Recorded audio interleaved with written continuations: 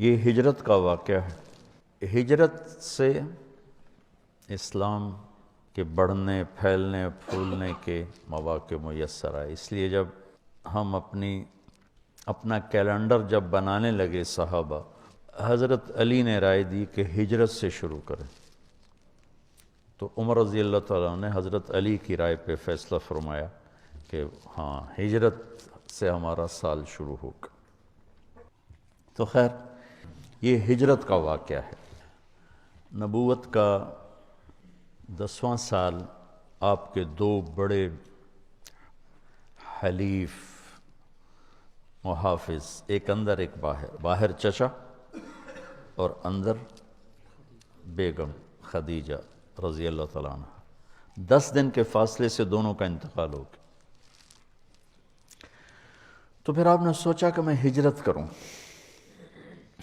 طائف کی ہجرت تو ناکام ہو گئی، تو یہ نبوت کا 10واں سال تھا، 11واں،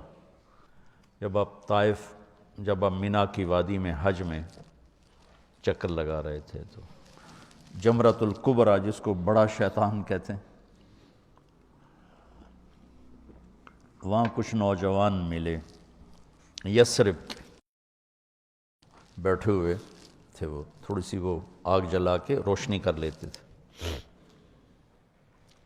ابو الہیثم بن تیہان، عبداللہ بن رواحہ، سعد بن الربیع، نعمان بن حارثہ، اسد بن زرارہ، عبادہ بن صامت، 6۔ یہ روایت ہے دلائل اصفہانی کی۔ تو آپ نے ان سے کہا کون لوگ ہو؟ کم یثرب کے ہیں۔ فرمایا میں اللہ کا نبی ہوں، میری بات سنو گے؟ تو مدینے میں بات تو چلتی تھی نا کہ ایک نبی آ رہا ہے، قریظہ اور قینقاع اور نذیر 3 قبیلے تھے جو ہر وقت کہتے رہتے تھے آخری نبی آنے والا ہے، ہم اس کا کلمہ پڑھ کے تم سب کو قتل کریں۔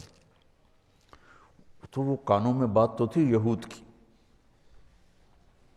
کہنے کا سناؤ، تو آپ قرآن سنایا کرتے تھے۔ وَإِذْ قَالَ إِبْرَاهِيمُ رَبِّ اجْعَلْ هَذَا الْبَلَدَ آمِنًا سے لے کر آپ نے هَذَا بَلَاغٌ لِلنَّاسِ، یہ سورہ ابراہیم کا آخر سنایا۔ کہنے لگے ہوا یہ وہی تو نہیں، چونکہ یہ کلام انسانی کلام نہیں ہے، عرب تھے نا۔ تو کہنے لگے واقعی یہ وہی نبی لگتا ہے جس کی وہ یہود بات کرتے ہیں، تو فَاسْبِقُوا قَبْلَ أَن تُسْبَقُوا، اب پہل کرو یہودیوں سے۔ تو یہ 6 نے کلمہ پڑھ لیا، آپ خوشی سے ایسے باغ ہو گئے۔ ان کا ہم اگلے سال آئیں گے، تو آپ نے سارا سال ان کا انتظار کیا۔ اگلے سال 12 آئے، 5 ان میں سے تھے اور 7 اور تھے، اور البیعۃ العقبۃ الاولیٰ جسے کہتے ہیں، پہلی بیعت ان 12 لوگوں نے کی، نبوت کا 12واں سال۔ پھر کہ ہم اگلے سال آئیں گے، 13واں سال نبوت، اور اب وہ پہاڑ ہٹا دیا گیا ہے جس کے گھاٹی میں یہ سب جمع ہوئے، 2-3 پہاڑوں کے بیچ میں کی جگہ، اب وہ جگہ کھل کے میدان ہے، اور وہاں ترکوں نے مسجد بنائی تھی۔ اس مسجد میں ایک دفعہ گیا، جب مجھے پتہ چلا جگہ کھل گئی، تو مسجد ترکوں نے یادگار چیزوں کو محفوظ کیا، انہوں نے آ کے رندہ ہی پھیر دیا۔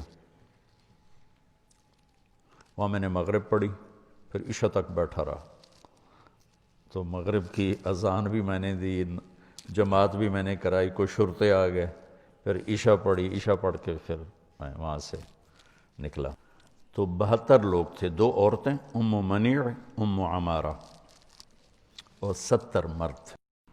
رات کے اندھیرے میں یہ سب جمع ہوئے، تو آپ اپنے چچا عباس کو بھی لے کر گئے۔ وہاں بات چلی تو حضرت عباس کہنے لگے دیکھ لو بھائی، اگر لے جا سکتے ہو تو لے جاؤ، کل کو سارا عرب تمہیں پھر بھگتنا پڑے گا، ابھی تو یہ ہمارے پاس ہیں، ہم ان کی حفاظت کر رہے ہیں۔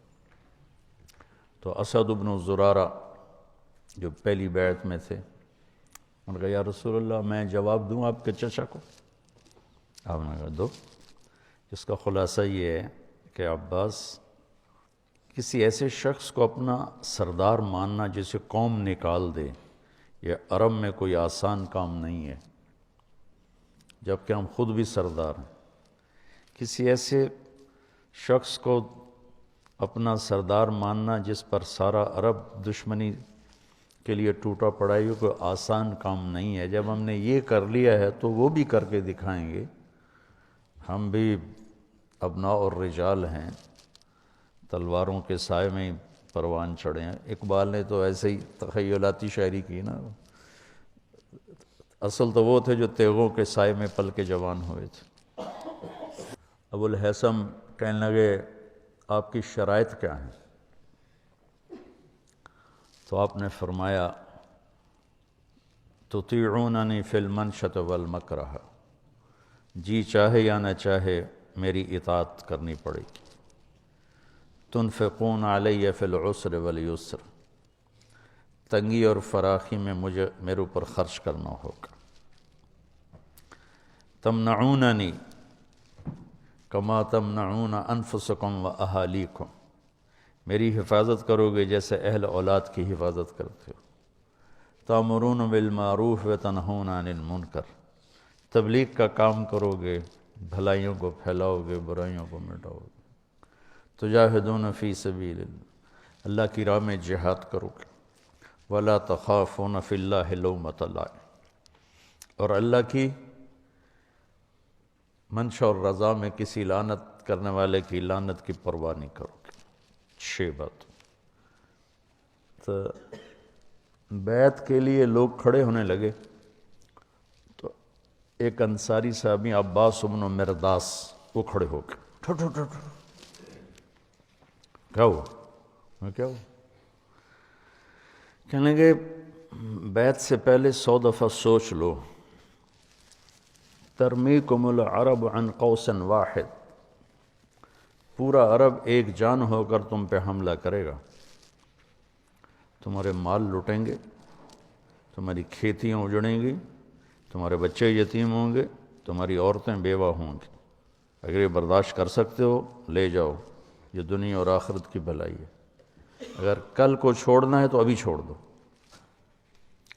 تو ابو الہیثم کھڑے ہوئے، یا رسول اللہ یہ اگر سب کچھ ہو جائے جو ہمیں یہ کہہ رہا ہے، اس پر ملے گا کیا؟ تو آپ نے کہا جنت ملے گی۔ قید اللہ نبالے کا، پھر کوئی پرواہ نہیں، ہاتھ بڑھائی۔ تو سب سے پہلے بیعت کی ابو الہیثم بن تیہان یا برا بن معرور، 2 نامات انہوں نے بیعت کی۔ پھر باقی سب نے، عورتیں آگے بڑھیں تو آپ نے کہا تمہاری زبان کی بیعت ہے، ہاتھ کی نہیں۔ جب بیعت ہو گئی تو یا رسول اللہ اب آپ ہمارے پاس تشریف لائیں۔ تو آپ نے کہا جب اللہ اجازت دے گا۔ تو ابو الہیثم کہنے لگے یا رسول اللہ ایک بات صاف ہو جانی چاہیے۔ آپ نے کہا کیا؟ کہا کل اللہ آپ کو فتح دے، پھر آپ ہمیں چھوڑ کے واپس مکہ تو نہیں آئیں گے؟ تو آپ نے مسکرا کے فرمایا کیا میرا جینا بھی تمہارے ساتھ ہوگا، مرنا بھی تمہارے ساتھ ہوگا، الدم الدم الہدم الہدم، اب میری زندگی موت تمہارے ساتھ ہوگی۔ جب مکہ فتح ہوا تو 8 ہجری میں تو آپ نے صفا پہاڑ پر چڑھ کے لمبی دعا شروع کر دی، اتنی لمبی کی کہ انصار آپس میں سرگوشیاں کرنے لگے۔ اما الرجل فقد اخذته الرأفة بعشیرته، لگتا ہے کہ وطن کی محبت نے پکڑ لیا ہے، اب ہمیں چھوڑ جائیں گے۔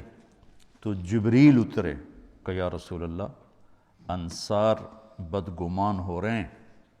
تو آپ نے ایسے ایک دم ہاتھ نیچے کر کہا یا معاشر الانصار ما اسمی اذن، اے انصار کی جماعت جانتے ہو میں کون ہوں؟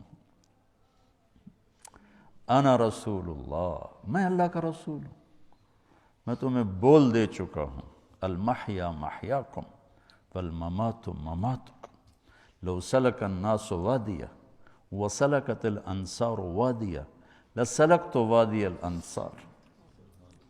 تو مدینے والے پھوٹ پھوٹ کے روئے اور کہا یا رسول اللہ، محبت کی شدت میں بدگمان ہوئے، شدت محبت میں بدگمانی ہے، کوئی آپ کے بول کی بدگمانی نہیں۔